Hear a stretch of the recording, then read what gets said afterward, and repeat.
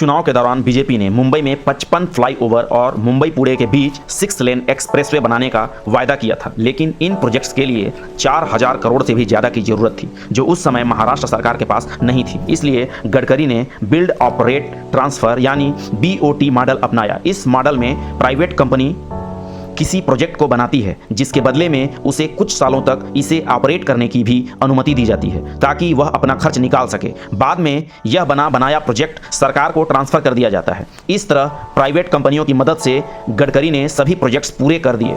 गडकरी की शुरुआती पहचान इन्हीं सब कामों से बनने लगती है। गडकरी को अब flyover man of the India कहा जाने लगता है। लेकिन इधर भाजपा और शिवसेना का गठबंधन 1999 में हुए चुनावों में अपनी सरकार ना बचा सका। साल 1999 में महाराष्ट्र की सत्ता कांग्रेस और शरद पवार की पार्टी NCP के हाथों में चली जाती है। इससे गडकरी को नुकसान नहीं हुआ, उल्टा भाजपा ने नितिन गडकरी को विधान परिषद में विपक्ष का नेता बना दिया।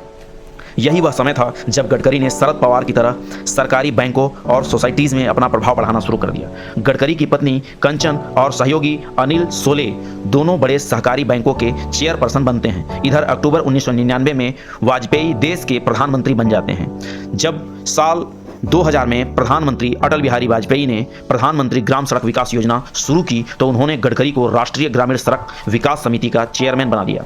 इस पूरी योजना के करता धरता गडकरी ही थे। गडकरी ने करोड़ों रुपए का एक बड़ा प्लान बनाया। यह योजना वाजपेयी की सबसे यादगार योजनाओं में से एक रही। इस योजना में किए गए काम के कारण गडकरी की अब खूब तारीफ और खूब पहचान होने लगी। लेकिन 2004 में हुए लोकसभा चुनावों में वाजपेयी चुनाव हार जाते हैं। वहीं महाराष्ट्र में भी बीजेपी शिवसेना गठबंधन विधानसभा चुनाव हार जाता है। इससे प्रमोद महाजन का जो दबदबा था वह कम हो जाता है। केंद्र और राज्य दोनों में भाजपा के हारने के कारण गडकरी को संगठन में आगे आने का मौका मिल जाता है। गडकरी पर RSS का पूरा हाथ था, इसलिए नवंबर 2004 में गडकरी को महाराष्ट्र बीजेपी का अध्यक्ष बना दिया जाता है। साल 2006 में भी नितिन गडकरी को दोबारा से महाराष्ट्र बीजेपी का अध्यक्ष बनाया गया। इधर साल 2009 में मोहन भागवत RSS के सर संचालक यानी कि हेड बन जाते हैं। मोहन भागवत का गडकरी पर पूरा हाथ था।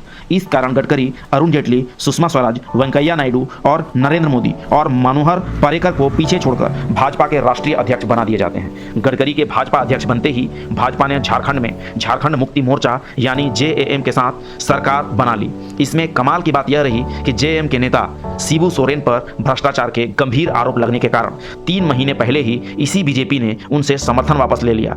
लेकिन अब 3 महीने बाद ही फिर से JAM के साथ भाजपा ने सरकार बना ली। इससे बीजेपी की छवि पर असर पड़ा। माना जाता है कि नितिन गडकरी के भाजपा अध्यक्ष बनने के बाद झारखंड में सरकार बनाने के पीछे का असली गेम कमर्शियल इंटरेस्ट था, क्योंकि झारखंड एक मिनरल रिच स्टेट है। गडकरी के करीबी और नागपुर के बिजनेसमैन अजय संचेती यानी गडकरी के दोस्त इस सरकार के गठन में बड़ी भूमिका थी, जिससे बीजेपी नेता अर्जुन मुंडा झारखंड के मुख्यमंत्री बने।